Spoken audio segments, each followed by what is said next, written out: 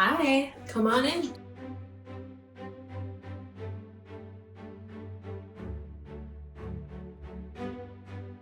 I don't like things to be too matchy-matchy, so I love mixing different colors, textures, wood tones, styles of furniture. I find that that creates the most layered, cozy, realistic space that really feels like home. This is my entryway, and two of my favorite pieces in this area were both thrifted finds. One of them is this mirror. We got this at a local thrift store. I think it was like 90 bucks. And it's massive, so we just mounted it on the wall. It kind of works as a full-length mirror, which is cool. And then this chair, it's a shell swivel chair. It's definitely vintage. Not sure when it's from, but we got it for like 75 bucks on Facebook Marketplace. This is our dining room. This is my favorite room of the house personally.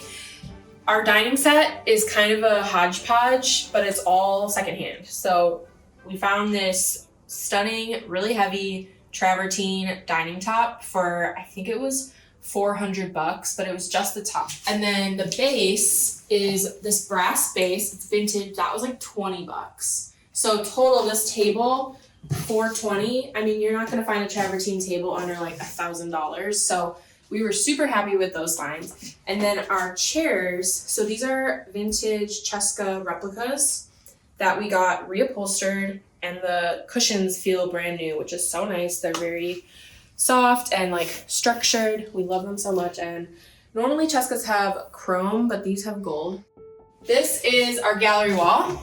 It's kind of a collection of thrifted posters and record albums, but all of the frames pretty much are thrifted. And we like to mix and match, not get too matchy-matchy here. So we choose a lot of like gold ornate frames, simple black ones.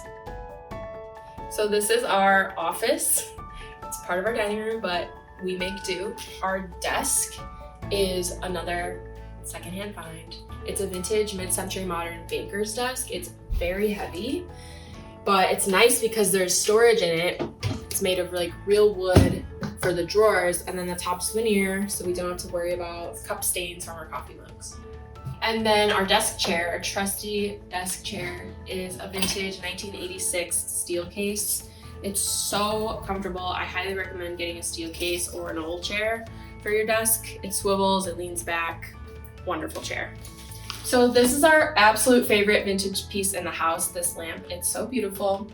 We had another one of these that we sold through our vintage furniture business, and once we sold it, we knew we shouldn't have, so we went out and tried to find another one, and we found this for I think 150 bucks. So we're so happy with it. We're never getting rid of it. This is our living room. We probably spent the most time in this room, and it's definitely anchored down by this rug. This is from Revival. It's called the Greer rug. We love the naturalness of the fibers. It's kind of like a jute rug base, and then we thought it was kind of a fun play on the checkerboard trend, and it felt a little more timeless to us, so we're super happy with it. It's a 9x12, so it takes up the whole room. And then our coffee table, which is one of our oldest vintage pieces. We found this for, I believe it was like 30 bucks on OfferUp, and then Cody refinished it. He just sanded it down, stained it.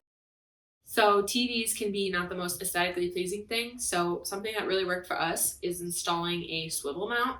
That way, when we want to go in like aesthetic mode for filming content or just to display our home in a more aesthetic way, we'll put a shit flat against the wall. It's tucked away in the corner. And then when it's time to watch TV at night, we just pull it out, angle it towards the couch, and it's perfect. Living in a one-bedroom apartment with 2 people and a dog is kind of difficult at times, so we really have to maximize our storage solutions. And one way we like to do that is by choosing furniture that has built-in storage, whether that be through cabinets, shelving. We also put a lot of shelves, like full standing shelves, in different areas, and especially closets. So we'll add those to the closets to make even more storage. For example, in our back room, we put a big metal shelf and we store our dog food, hardware, tools, all the ugly stuff, but it's really helpful. We love having a bar cabinet because it really can hide all of the bottles. And then Cody added this shelf to hold glasses, and it's a vintage find, and we only paid like 30 or 40 bucks for this, so we didn't mind like drilling into the side of it, adding a shelf for functionality. This is our kitchen, and it's kind of oddly shaped. Again, this is a vintage apartment, so we had to make do, and the biggest fix for this space was these DIY exposed shelves. So we built these ourselves. We bought the wood cuts from the hardware store, just got them custom cut, stained them, and then put them up with brackets and drywall sinkers. And they're great. Like, we absolutely love them. It opens up the space so much more, because before there was like a shelf coming out right here and it just blocked the light and just served no purpose. So these are huge. So considering how odd this kitchen is laid out, we were left with this gap in the corner. And before, it was kind of an ugly shelf that came with the apartment. So what we did was we went on OfferUp and we looked for a butcher block square island. And we found this one, very affordable, popped it in the corner, and now it's our coffee corner. So we just put our espresso machine on it and some utensils, and it's a lovely little vignette. This is our patio. We're so lucky to have this outdoor space here in the middle of a city. And our favorite piece out here is our couch. It's actually a secondhand find. It's from World Market originally. I wanted this couch. Originally it's $800, I believe, and we found it on OfferUp for about $150 during the pandemic. So we jumped on it, drove to Orange County to get it, and it's perfect for hosting and seating a lot of people and just having very fun times. Now we're in our bedroom, and this space really feels like a cocoon, a warm hug. That's what we were going for. A lot of the earth tones that you'll see in here are to make us feel that way, to have a sanctuary of a bedroom.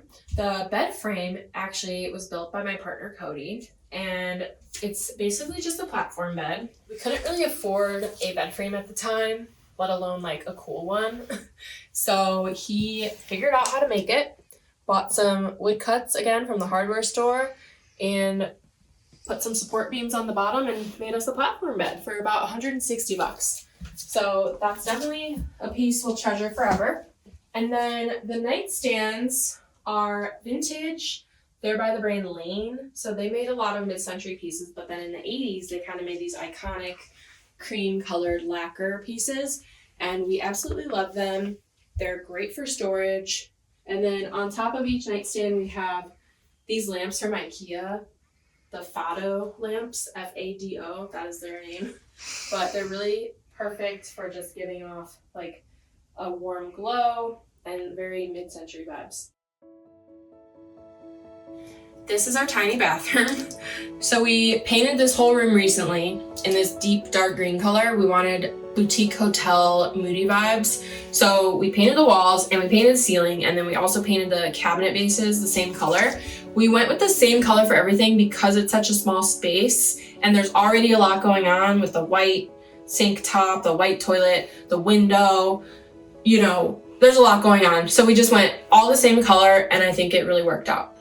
And the light fixture was posing a problem for us because this is the fixture that came with the apartment, but we just found it to be, you know, not the best. So instead of replacing the whole thing, which we tried and it didn't work, we just got new globes from Amazon, which I think like the pack of 3 cost like 12 bucks or something. So we just added those on with the proper bulbs that we wanted, and it honestly transformed the entire room. I think it's super important to put a lot of effort into your space and making it feel special, because once you've made your safe haven for you and whoever lives in your home, you're then able to start putting that energy out into the world, kind of using your home as a launch pad for making more changes outside your home.